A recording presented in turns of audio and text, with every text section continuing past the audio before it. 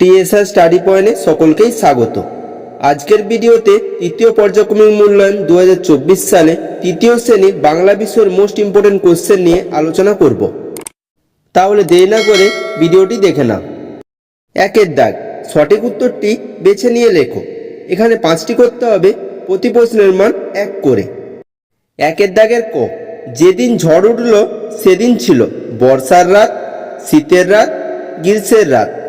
সঠিক উত্তরটি হবে যেদিন ঝড় উঠল সেদিন ছিল বর্ষার রাত। পরের প্রশ্ন খ, আরাম কবিতাটিতে ভোরবেলার, দুপুরবেলার, রাত্রিবেলার কথা বলা হয়েছে। সঠিক উত্তরটি হবে আরাম কবিতাটিতে ভোরবেলার কথা বলা হয়েছে।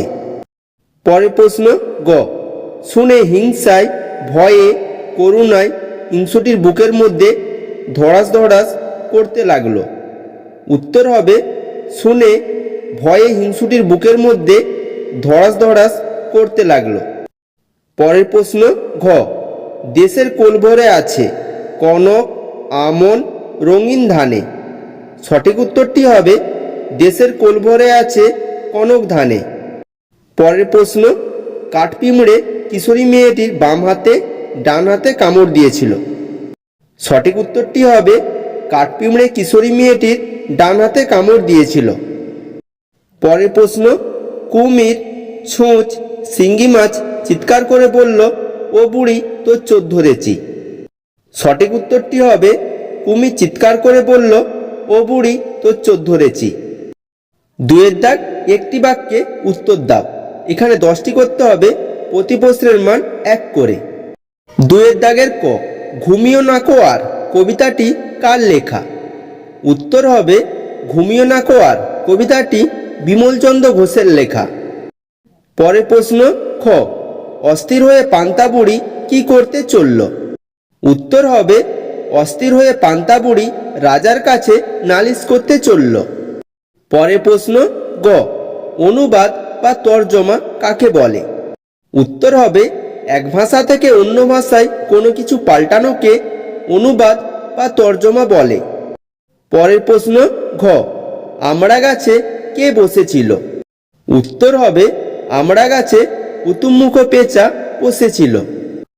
নেক্সট কোশ্চেন, আগমনী কবিতাটি কোন ঋতুকে নির্দেশ করে? উত্তর হবে আগমনী কবিতাটি শরৎ ঋতুকে নির্দেশ করে। পরের প্রশ্ন, কিশোরী মেয়েটি কোন হাতে কাটারি ধরেছিল? উত্তর হবে কিশোরী মেয়েটি বাম হাতে কাটারি ধরেছিল।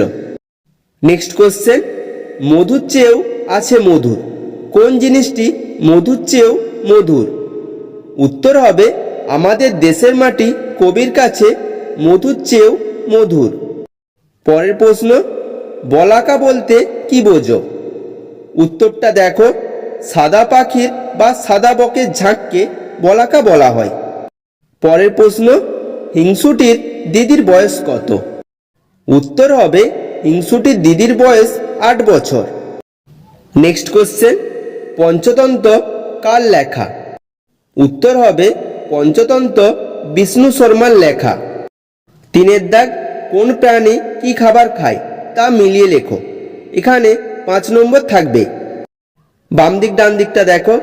বাম দিক কাঠবেড়ালি, পিঁপড়ে, হাতি, পাখি, হরিণ।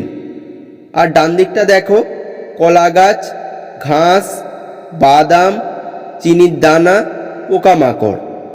উত্তরগুলো দেখো, কাঠবিড়ালি, উত্তর হবে বাদাম। পরের প্রশ্ন খ, পিঁপড়ে, উত্তর হবে চিনির দানা। পরের প্রশ্ন গ, হাতি, উত্তর হবে কলা গাছ। নেক্সট কোশ্চেন, পাখি, উত্তর হবে পোকামাকড়। নেক্সট কোশ্চেন, হরিণ, উত্তর হবে ঘাস। 4এর দাগ, শূন্যস্থান পূরণ করো। এখানে 5 নম্বর থাকবে, 5টি করতে হবে। 4এর দাগের ক, চেহারা নিয়ে ঈশপকে ড্যাশ শুনতে হতো। উত্তর হবে চেহারা নিয়ে ঈশপকে উপহাস শুনতে হতো। পরের প্রশ্ন, বুড়ির মেজাজ তখনও ড্যাশ।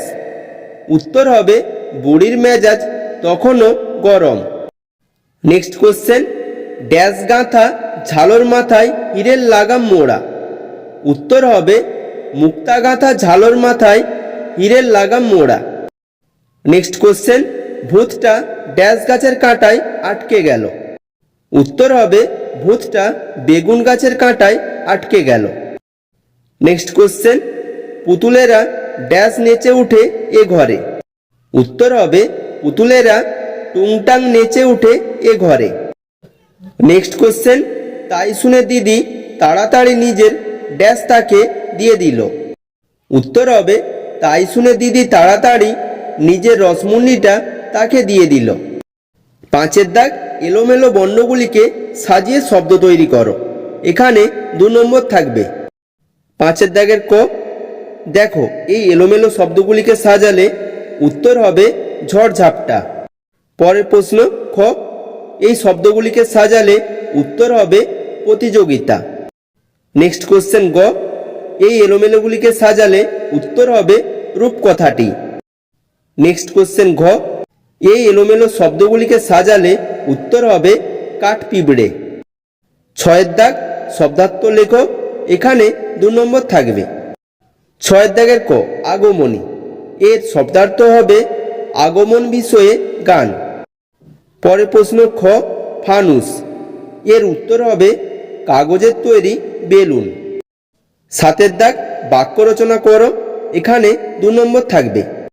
7 দাগের ক, বন জঙ্গল। এর বাক্য রচনা হবে বন জঙ্গল পশু পাখিদের বাসস্থান। পরের প্রশ্ন খ, আগমনী। এর বাক্য রচনা হবে পুজোর আগে আগমনী গান শোনা যায়। 8 দাগ, বিপরীত শব্দ লেখো। এখানে 2 নম্বর থাকবে। 8 দাগের ক, ঘুম। এর বিপরীত শব্দ হবে জাগা। পরের প্রশ্ন খ, মিঠে। এর বিপরীত শব্দ হবে কড়া। পরের প্রশ্ন গ, আলাদা আলাদা। এর বিপরীত শব্দ হবে একসাথে। 9 দাগ, সমার্থক শব্দ লেখো। কমপক্ষে 2টি। এখানে 2 নম্বর থাকবে। 9 দাগের ক, গাছ। এর সমার্থক শব্দ হবে বৃক্ষ, তরু। নেক্সট কোশ্চেন, বন। এর সমার্থক শব্দ হবে অরণ্য, জঙ্গল। 10 দাগ, সংক্ষেপে উত্তর দাও। এখানে 5টি করতে হবে। প্রতি প্রশ্নের মান 2 করে। 10 দাগের ক, সব দিন সমান যায় না বলতে কি বোঝানো হয়েছে?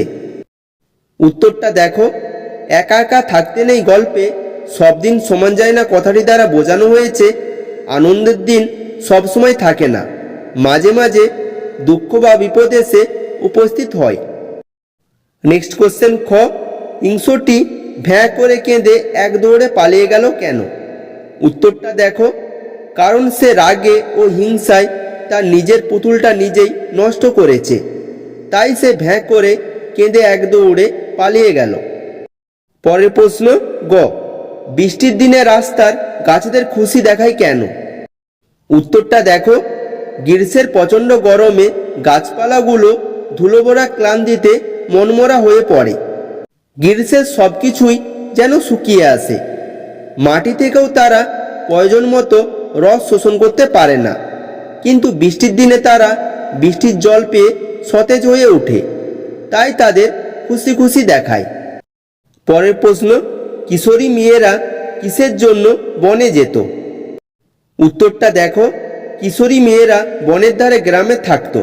তারা বনের মধু ফলমূল খেত, তাই তারা মধু ফলমূল আর উনুন জ্বালাবার জন্য শুকনো কাঠ সংগ্রহ করার জন্য বনে যেত। নেক্সট কোশ্চেন, ভূতের চেহারা কেমন ছিল?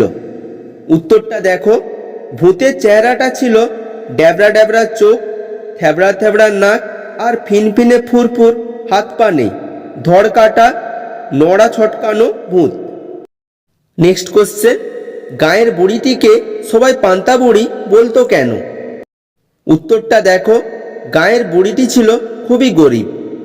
ভিক্ষা করে যে চাল সে পেত তা দিয়ে ভাত রেঁধে রাতে খেত, আর বাকি ভাত পরদিন সকালের জন্য জল দিয়ে রাখত। রোজ সে একই রকমভাবে পান্তা ভাত খেত বলে তার নাম হয়ে গিয়েছিল পান্তা বুড়ি। 11 দাগ, যে কোনো একটি বিষয়ে অনুচ্ছেদ রচনা লেখো। এখানে 5 নম্বর থাকবে। অনুচ্ছেদ রচনাগুলো দেখো। তোমার দেখা একটি মেলা, তোমার বিদ্যালয়, রবীন্দ্রনাথ ঠাকুর। এই 3টি অনুচ্ছেদ রচনা এবারের জন্য খুবই ইম্পর্টেন্ট, তাই তোমরা এই 3টি অনুচ্ছেদ রচনা ভালো করে নেবে। এখানে আমি এই 3টি অনুচ্ছেদ রচনা সাজেশন আকারে দিলাম। যদি কিছু সমস্যা থাকে তাহলে কমেন্ট করে জানিও।